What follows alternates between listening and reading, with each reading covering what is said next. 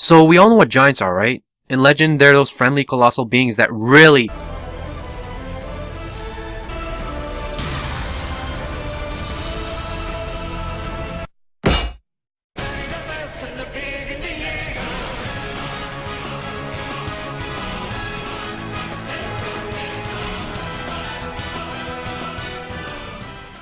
These days now, it's about Attack on Titan. Everywhere you go, someone is talking about it. It's one of the most hyped anime in 2013, or dare I say, it has potential to be probably one of the most hyped anime of all time. Now, a question you're gonna ask me is, do you think this deserves the hype it gets? Well, yes. Yes it does. This is a rare case where I agree and follow with the show's hype. The other anime I can think of that deserve their hype is Death Note, Code Geass, and even Fullmetal Alchemist Brotherhood. But there's anime like, well, that, which exposes that show's premise being overhyped, could result in tons of high expectations. But when it doesn't live up to the hype and expectations, that's when an intense controversy is born amongst the community. It could also be good though because people tend to learn a lesson sometimes that it would be wise not to follow the poop bandwagon. This is a rare case where a show actually follows its premise in a consistent way, and didn't leave me disappointed with a piece of shit in my hands 3 episodes in. There are a few things which led me to be a bit disappointed, but it didn't completely cripple the entire anime on a whole. They're just minor issues I had with it. So what's this about? Why is this so great and hyped out the ass, and its popularity is even being compared to the big 3? Simple! Because the first and foremost obvious thing is its exciting, eye-catching storyline premise. What if long ago, several centuries to be exact, human beings were on the verge of extinction by highly intelligent colossal beings known as Titans, working with time machines that are able to warp into T-800s and its xenomorphs to fight alongside the whole fucking Kotos race. Actually no, I lied. These Titans are stupid to the highest end. If you think about it, you could just say they're actually just giant naked zombies who want to kill us just for pleasure rather than food source. And you could say that's their only way to receive pleasure since they don't have dicks or vaginas to have some hot, steamy. Oh wait, maybe it could get steamy sometimes without having sex. So anyways, where was I? The human race is destined to live behind 50-foot walls to protect them from annihilation from the giant naked zombies. And that smile they always put on it says, I like to touch my victims' before I decapitate them in a horrible way. The 3 main characters, Eren, Mikasa, and Armin, which I'll get to in a moment, are behind the walls just diddling around living their lives. And after humanity as a whole has been behind these walls for 100 years of peace and prosperity, Wall Maria, the outermost wall, gets attacked and broken loose by a colossal titan, the largest so far recorded. This causes the horde of titans in the outside environment to forcibly enter a city and ravage through everything, killing a lot of people, including Eren's mother right in front of him while he's being dragged away to safety. Of course, after that happened, Eren vows that he would exterminate all titans in a heap of vengeful anger and hatred. Wow, what an original character. I am an Avenger. And this is where it all begins. Now obviously you don't have to be a genius to realize that the strongest aspect that pushes forward this anime's hype is its premise and story. Who doesn't want to see the last remnants of humanity fighting brutal giants with piston-shot grapple hooks, gas-powered mechanisms that can make them jump several stories high, and large fucking utility knives? Hell, why am I even explaining these? They pretty much throw expositions about every single interesting detail about the world they live in right before a commercial break.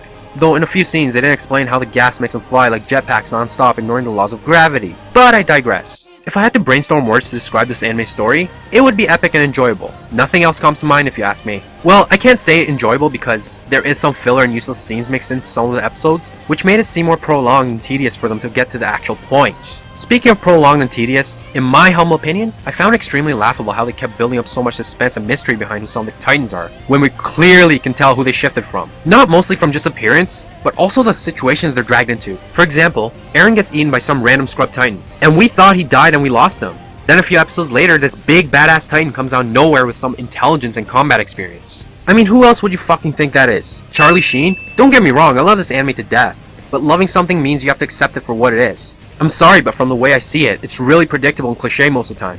And honestly, if you're looking for something complex with a thought-provoking deep storyline that requires you to use your brain, then you might be a tad bit disappointed. Who knows, maybe in the second season they might pull off an ending like Neon Genesis Evangelion, where they oversymbolize every single detail, which could lead the Titans to be a figment of every human's imaginary wrath and hatred for one another, and it was God punishing us for our sins. And also, it was a dream within another dream. What are you, stupid? Haven't you realized it's all in your imagination? But again, I digress. Now for the weakest part of the show if you ask me. The characters. The main character Eren is probably one of the most generic cliched main character I've ever seen. And he seems to have more plot armor than Kirito playing Sao inside the Millennium Falcon while it's flying over the universe of fucking Naruto. Which is kind of funny because speaking of plot armor, it has to be added that, as the main character, without his Titan shifting abilities, he would probably be nearly useless. Other than that and his relationship with Mikasa making things interesting, he would probably well be the most boring main characters I've ever seen. Speaking of Mikasa, she's by far my favorite character in this. Not only as a character is she probably one of the best supporting main heroines I've ever seen in anime, but also because she makes me want to take advantage of the third fourth rule of the internet. Or better yet, hentai games. This is mostly where it led me to be a bit disappointed with Mikasa's character though. I felt like they could have done so much more with her. She honestly opened a gateway to many amazing possibilities, but they clearly didn't take advantage of that. Like for example, her and Eren are brother and sister, but they're not related by blood. Mikasa is an orphan that Eren's family adopted, and they could have led to such a naughty, kinky setup for a hot between the two. No, but in the end, she's an amazing, lovable, badass character, but I felt like they didn't utilize her to her full potential.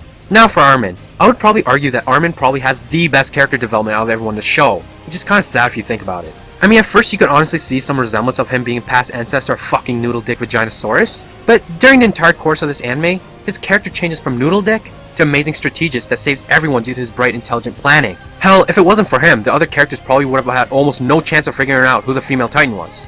I mean the characters in the story, not the viewers themselves, because the viewers can obviously see it. Having a brilliant, smart strategist is essential to survive, and that would obviously be better than having a person like fucking Noodle Dick Vaginosaurus. One more thing I'd like to add is that I love the designs of the Titans. They looked absolutely horrifying in every single detail, and it went well with their merciless thirst for blood. And I'll praise how they didn't look the same because, come on, that would be fucking boring to see them kill the same thing over and over again. All of them differentiate in size, attitude, and appearance. And by appearance, I mean some of them either resemble a greased up deaf guy, You're never gonna catch me.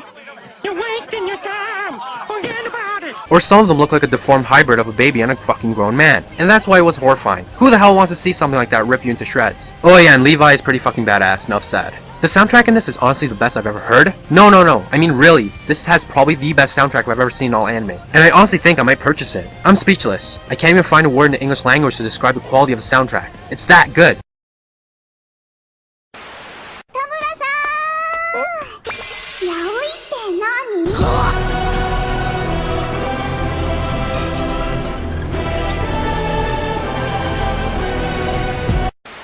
But let me also say that I love the first opening, but everyone kept overplaying it everywhere that I go now and I'm sick of it. Just like what Society did with fucking Gangnam Style. Good song, but they overplayed it so much that my ears began to vomit, and now I hate it more than fucking Justin Bieber. Well, actually I don't know about that. But anyways, good fucking job. Now, another thing I'm gonna praise about this anime is its unique art style and colors. Some people find it annoying how the outline and shading of the characters is so bold and sharp, but I actually didn't mind it. I felt like it gave a strong, unique emphasis to the characters' emotions and their reactions to situations they're in, and that also went well with the smoothness of the colors and the backgrounds. Overall though, in my opinion, I give Attack on Titan a 9.5 out of 10, for the sole fact that, as much as it's predictable, it's really enjoyable with the godlike action scenes and the exciting premise. And I can't wait for a second season. I'm 99.9% sure they probably will make a second season, unless they have a really good reason not to, because this franchise shits out so much money all over the place for them, and they would have to be crazy not to make it. The popularity of this is even on par with the big three now. So, of course guys, put a comment down below telling me and everyone what you thought of this anime. Goodbye.